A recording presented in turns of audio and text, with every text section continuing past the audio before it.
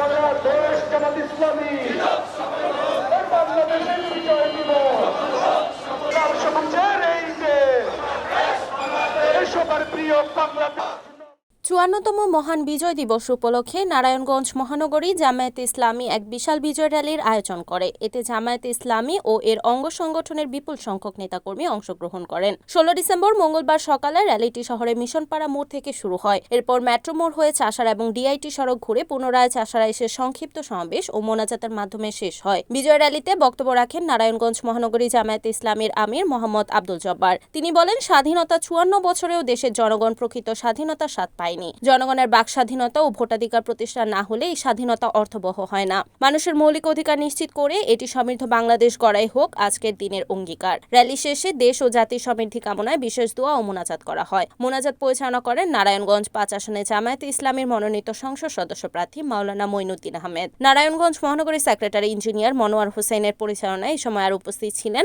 নারায়ণগঞ্জ মহানগরীর সহকারী সেক্রেটারি মোহাম্মদ জামাল হোসেন, সহকারী সেক্রেটারি এইচ.এম. নাসির উদ্দিন, কর্মপরিষদ সদস্য মোহাম্মদ জাকির হোসেন, মুখলেসুর রহমান, সাইফুদ্দিন মনির, হাফেজ আব্দুল মমিন প্রমুখ।